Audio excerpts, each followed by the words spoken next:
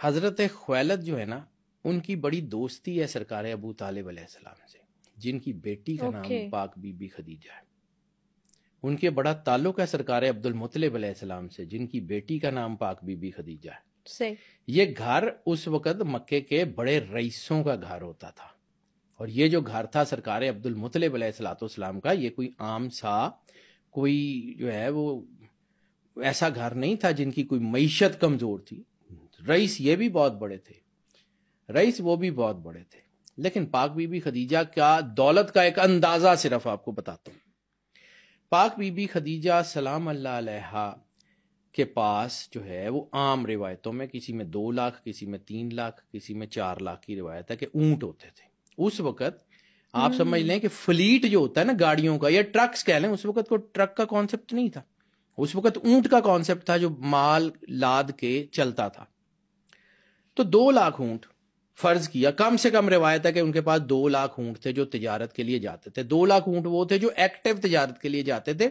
اچھا. اور باقی اونٹ جو ہے نا وہ مطلب باقی اس کی اولاد یہ وہ اس کی پوری جو ہے وہ نسلیں بھی ہوتی ہوں گی.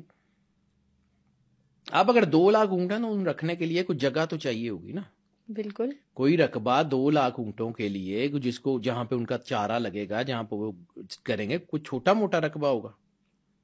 اچھا، پھر اس کے بعد ایک اندازے کے طور پہ بیان کرتا ہوں، ایک اندازے کے طور پہ، یعنی 2 لاکھ اونٹ ہیں، اور 2 لاکھ اونٹ جو ہے وہ ان کے بارے میں یہ کہا جاتا ہے کہ پہلا اونٹ جو ہے وہ یمن میں داخل ہو رہا ہوتا تھا اور آخری اونٹ مکے سے نکل رہا ہوتا تھا. اتنا بڑا قافلہ، اتنا بڑا قافلہ اونٹ ہوگا.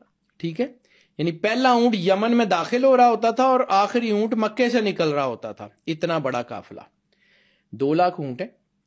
ایک اونٹ ایک چکر تجارت کا سفر کرے، 1 سکہ سونے کا کما لے، 1 سکہ سونے کا، تو 2 لاکھ سکے سونے کے. بالکل. 2 لاکھ سکے سونے، یعنی 1 سکہ جو سونے کا تھا، جسے طلائی جو ہے وہ زر طلائی کہتے ہیں، جو سونے کا ایک زر تھا یا سکہ تھا، وہ تقریباً 1 تولے کا. ٹھیک ہے، 2 لاکھ تولے، 100 تولے کا 1 کلو، 100 تولے کا 1 کلو. اور یہ ایک بزنس ٹرپ میں، ایک بزنس ٹرپ 100 تولے کا 1 کلو، تو 2 لاکھ میں کتنے ہوئے؟ 20,000 کلو سونا. آپ ان کی معیشت کا اندازہ لگا سکتے ہیں کتنی بڑی معیشت تھی ان کی. اچھا، ایک اور چیز میں نے کہا تھا کہ بی بی پاک خدیجہ الکبریٰ سلام اللہ علیہا کوئی عام سی پرسنالٹی نہیں ہے. پوری دنیا میں جو موٹر ویز کا نظام ہے نا، انسانی تاریخ میں سب سے پہلے جس نے متعارف کروایا ہے نا، وہ پاک بی بی خدیجہ الکبریٰ ہے. اوکے. پاک بی بی خدیجہ الکبریٰ نے ایک زمین خریدی تھی جس کے بارے میں کہا جاتا ہے کہ وہ 12 میل تقریباً چوڑی اور 1700 سے 1800 میل تقریباً لمبی وہ جگہ تھی.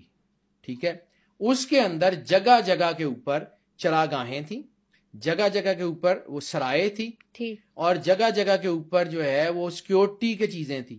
یعنی یمن سے ہو، کرن سے ہو، کدھر سے بھی کوئی بھی قافلہ اگر اس روٹ کے اوپر آ گیا نا، جس کے اوپر سیکیورٹی کا انتظام بھی ہے، جس کے اوپر اونٹوں کا چارہ بھی ہے، یعنی اونٹ بھی بیمار نہیں ہوں گے، جہاں پہ کھانا بھی ملے گا ان جو ہے وہ سفر کرنے والوں کو، جہاں ان کو سیکیورٹی بھی ہوگی، تو وہ سیدھا مکہ پہنچے گا بغیر نقصان کے. یہ نظام اس وقت متعارف کرایا تھا پاک بی بی خدیجہ الکبریٰ سلام. اس لیے تو ان کی ذہانت کے سب قائل تھے. ٹھیک ہے، اور اس لیے کہ آپ سمجھیں کہ آپ وہ علاقہ سمجھیں کہ وہ مکے کا جو ہے وہ اس طرف سے جو روٹ بنتا ہے نا، وہ اس وقت آپ کا یو اے ای کے اندر سے گزرتا ہوا اس طرف سے سمندر کی طرف جاتا ہے، اور ادھر سے گزرتے ہوئے یمن کی طرف جاتا ہے. یہ سارا روٹ ان کا اپنا ذاتی تھا، ذاتی. یمن میں بھی ان کی جائیداد تھی، کرن میں بھی ان کی جائیداد تھی، ان کی ادھر اس طرف والی سائیڈ کے اوپر جو ہے وہ یسرب سے آگے یہ یمبو کا علاقہ تھا، وہاں ان کی جائیداد تھی، ذاتی جائیداد تھی.